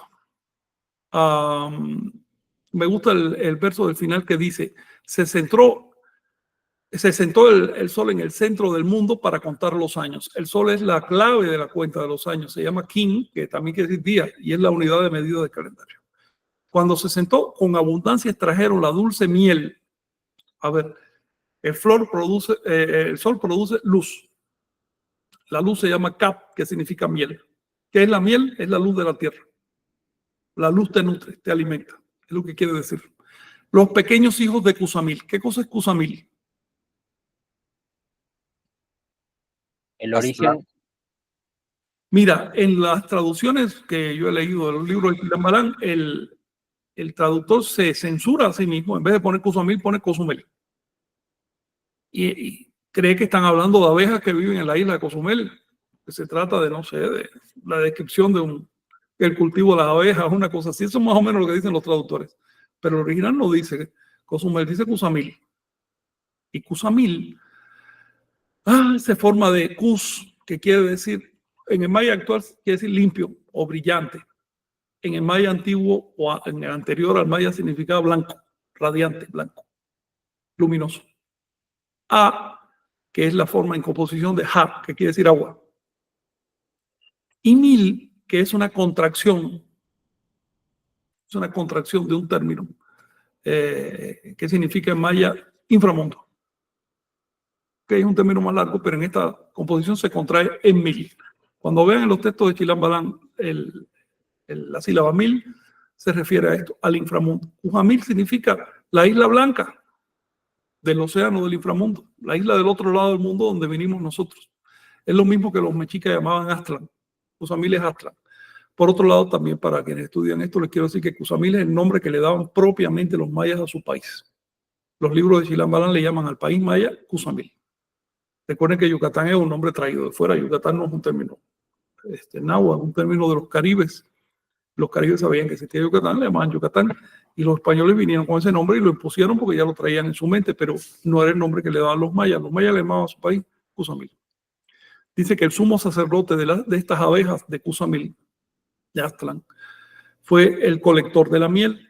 Su capitán fue el guardián cola de flecha, es la abeja principal, es el rayo de sol, es el sol que nace. Y la estela de Cusamil, había una estela allí, fue el santuario de Quinixcacmo del sol. Esa estela en la mitología náhuatl se llama Chicomostoc. Es el monte de Culhuacán donde hay una cueva llamada Chicomostoc o 7 aberturas. ¿Okay? Esa es la estela que tenía. Así tuve que traducir el término tantum. Tantum significa plano, tan, plano. Y tum, que es piedra aplanada, estela. Está hablando, por supuesto, de una estela marcadora solar y todo lo demás. Tiene todo un significado esto. Es una alegoría, no hay que tomarlo literalmente, y describe la visión maya de cómo se creó el mundo. Todavía ahí no aparece la organización del mundo, sino simplemente las condiciones iniciales del primer día. Ya después eso se despliega a través de los 20 días creativos. ¿Alguna cuestión? ¿Observaciones que tengan? Pues está muy impresionante porque es un nivel de simbolismo y de codificación así, pues elevado, ¿no? Incluso necesita un poco, Sí. bueno, para nosotros una explicación, ¿no? Pero también están en claves naturales, en cierto sentido, en claves, no sé cómo nombrarlos, que alguien que tiene una observación de la naturaleza, pues pueden comprender, ¿no? Sí, sí. Eso lo vas a encontrar en la literatura antigua, ¿no? Las ciudades eran, comparadas con las actuales, eran minúsculas. Entonces cualquiera salía al campo. De hecho, las ciudades vivían campesinos en la periferia de la ciudad. De manera que todo el mundo entendía bien la relación con la naturaleza y eso generaba los símbolos. Es algo que ahora cuesta trabajo. y por eso nos perdemos buena parte de los textos antiguos. Yo hablo también de los textos de Medio Oriente y de China y demás, porque me gusta esa literatura y porque en el fondo es muy similar. No hay tampoco que dejarlo nomás en el libro sagrado de Anáhuac. Si estudiamos los textos antiguos de toda la tierra, vamos a encontrar una doctrina muy similar que se basa en la observación de la naturaleza y cómo son las cosas. Y siento que es una lástima que se haya perdido esa dimensión original de la literatura sagrada a cambio de dogmas, de doctrinas que no reflejan los hechos. Sí, cuando vienen a predicarme, tratan los predicadores en internet de convencerme. A ver, primero, ¿has leído ya la Biblia? Todos dicen que sí, pero no hay uno que sepa cuál es la primera palabra de la Biblia en su lengua original. Entonces, ¿qué nivel de compromiso tienes? Ponte en el pellejo del Señor que escribió eso. ¿Por qué escribió esas palabras? Hazte las preguntas lógicas. Si quieres entender eso, si lo que quieres es repetir dogmas, pues sabes que de dogmas estamos saturados y cada vez está peor la cosa. Así que mi consejo a toltecas, a nahuacas, es indaguen, métanse a fondo, descifren el simbolismo, aprendan calendario. El calendario les va a dar tremenda luz en este asunto. Acuérdense que no era un simple calendario. Le llamamos así porque no hay otra palabra. Pero era una... ¿cómo se le puede llamar a un sistema que te da las claves para entrar en la cultura? Recuerden también que no se trata de que el 13, el 20, no, esos son solo las letras A y B. Sigue, hay muchísimas otras letras y después únelas en palabras y esas en frases. Entonces va a empezar a entender lo que significa el calendario, no quedarse con una visión superficial. La cultura era muy profunda, entonces no vale la pena menospreciarla. Sí, y creo que también es complicado porque en Occidente no hay una congruencia muchas veces. No tenemos un equivalente. No hay un equivalente. De hecho, Sí. en algún momento estaría bueno hablar de justo del grado de civilización tolteca, ¿no? Porque lo tolteca no implica una cuestión étnica, implica un grado de desarrollo civilizatorio en donde se vuelve muy congruente el sistema y todo está eslabonado de algún modo y vinculado, ¿no? Lo tolteca ni siquiera implica una cuestión mesoamericana, ni americana. Se puede ser tolteca en cualquier parte de la tierra sin necesidad de conocer la existencia de América o del México antiguo. Tolteca es solo un grado de organización de la cultura. Fíjate que lo tolteca es a la cultura como el calendario a la medida del tiempo. Encontramos que los calendarios del viejo mundo parten de personajes históricos específicos o momentos históricos propios de determinados países, lo cual genera calendarios étnicos centrados en eventos propios de un país. Pero los anahuacas tuvieron el cuidado de no hacer un calendario étnico. ¿Tú crees que le faltaban eventos de su historia para decir, ahora el calendario empieza con el nacimiento de fulanito de tal? Pero no lo hicieron así. Escogieron qué evento para sembrar su calendario, para marcarlo. La rotación de la eclíptica, la rotación de las estrellas es algo que se ve hasta en el polo. Es decir, algo universal de toda la Tierra. Exacto. Ellos se dieron cuenta y eligieron, dijeron, queremos un evento universal. Y sobre eso construyeron el calendario. Esa es la propuesta anahuaca, salir del etnicismo y ser lo más universales posible. Paradójicamente, es una propuesta que desde lejos se ve muy étnica. Se ve hasta indígena, hasta indigenista se ve. Es una paradoja. ¿Por qué? Porque en el resto del mundo, las religiones y las culturas se han centrado tanto en lo étnico, en lo específico, que han dejado de ver lo general. Y cuando tú les hablas en términos generales, dicen, no, esa es cosa de indios, esa es cosa de indios de América. Así se ha puesto el mundo. Por eso me parece tan importante rescatar estos 10.000 años de intentos civilizatorios o más que han ocurrido en esta parte del mundo, porque ofrece soluciones nuevas a los viejos problemas del ser humano. Sí, totalmente. Sí, pues es ir al inframundo y sacar de la raíz lo que nos nutre. Ajá. Entonces, bueno, si te parece bien, leeremos algunos comentarios ya para... si puedes, adelante. Sí, de hecho ya lo solucioné. Sí, porque sí hay varios, entonces, para pues adelante, entonces. darle el espacio. Bueno, pues dice un saludo a Isabela, desde Buenos Aires, agradece por la enseñanza y gracias por la atención también. Guapusecha, Tolteca, Guayanáhuac, gracias, excelente día para todos. Aranjuez nos comenta, la palabra es orden, implica que ya hay una estructura que conjuga la acción con el pensamiento. Claro. Y luego en otro comentario. Ajá. Eso, permíteme, qué bueno que lo mencionas.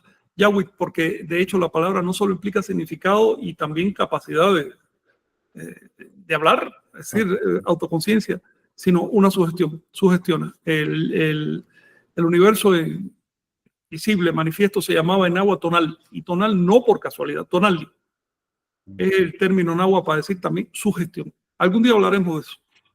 Sí. Y bueno, y de hecho también Kin, ¿no? Que tiene que ver con ¿Qué quiere decir luz. energía? Ajá, Sí, la energía, luz. Y de hecho lo relaciono ahorita rápidamente con los celulares. Todo el tiempo nos están echando luz en la cara y nos sugestionan y nos trastornan la realidad. Qué bueno Entonces, está eso, sí. es interesante también analizarlo desde ahí. Sí, ya tenemos nombre para celular en maya, King. Sí.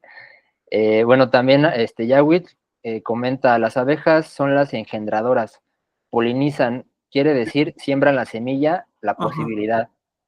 Claro. Sí, totalmente. Que de hecho lo que pensaba era que está la abeja, está la flor, y el producto de eso es la polinización, ¿no? Como Mictlantecutli, Mictlacacihuatl y Quetzalcóatl. Quetzalcóatl sería la polinización, el resultado de esa conjunción es una simbiosis inclusive, ¿no? Sí, es un acto simbiótico. Está totalmente integrado. Exacto. Bueno, Inés Sorrentino dice, hola, buenas tardes, soy Inés, saludos desde San Luis, Argentina. Cortina Miguel dice, cuando las leyes, ideas venidas de Europa se imponen en la vida de pueblos con una visión humana muy diferente, y estas leyes que controlan y son las únicas que pueden dar autorizaciones para hablar, reunirse y ejercer su propia forma de vida, prohíben las libertades. ¿Qué nos queda por hacer, además del estudio y la recuperación cultural de manera individual? Pregunta. Gracias. Crear trincheras de conocimiento. Eso es lo que nos queda por hacer. Trincheras de conocimiento. Entrarle a la guerra real, que es la guerra contra la ignorancia. Una vez que existe una trinchera de conocimiento, esa persona va a estar alerta y va a tener los recursos.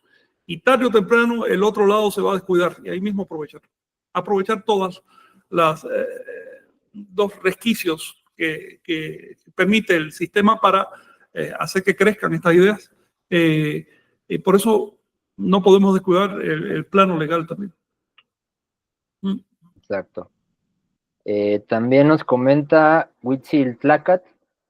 Hola amigos, saludos a todos desde Cuauhtémoc. Abraham Estrada nos saluda a todos. Nos comentan del audio. Ahí mejoraremos el audio para subirlo en YouTube. Ahí también. Leonardo Ibáñez igual comenta sobre el audio. Y pues ya sería lo que nos comentan las personas. Ya nos pasamos de tiempo también. Sí, un poco. Y bueno, pues sin más que agregar, pues yo creo que ya lo terminamos. Nada más me gustaría terminar con una frase de Voltaire, que dice, la especie de las abejas es superior a la raza humana en cuanto extrae de su cuerpo una sustancia útil, mientras que todas nuestras secreciones son despreciables y no hay una sola que no haga desagradable al género humano. Ok. Cosa de Voltaire está muy bien. Sí. Pero qué barbaridad. Oye, las abejas son un buen símbolo. Además, hay unos juegos de palabras aquí con el maya y eso, que no me quise meter en eso, pero a ver, que hay juegos de palabras. ¿A dónde voy? Que cuando trabajen con temas mayas o náhuatl también, verifiquen el término original. Si, por ejemplo, en vez de decir abeja con la palabra que siempre se usa para abeja, se usa otra palabra que también significa abeja, pero tiene otro sentido, obviamente, que no quieren decir. Esa es la diferencia entre entender estas fuentes o irse con traducciones banales como tantas que existen por ahí que de pronto te convierten el signo de ocelote en un ocelote y te inventan una historia de un ocelote cuando el texto no está hablando de eso. ¿Ven? Entonces, ojo con esos detalles. Recuerden que esto está codificado. Volviendo al ejemplo, cuando el texto te dice flor, te está diciendo cero calendárico. Es un número. Tienes que aprender a trabajar con ese número. No quedarte pensando en arreglos florales. No va por ahí el texto. Esto es la decodificación del lenguaje anahuaca. A ver, ¿tú qué hiciste este capítulo, Omey? Sí, no, estuvo bien, fíjate, no me acordaba que hablaba sobre las abejas y todo, y estamos en la semana justamente de ese asunto, entonces, bueno, a ti que está interesante. Sí. Bueno, pues, gracias. Gracias a ustedes. Nos vemos. Hasta la próxima. Chao, Mo, Jenny. Hasta luego, amigo. Gracias. Sí. Iba a ser así casi.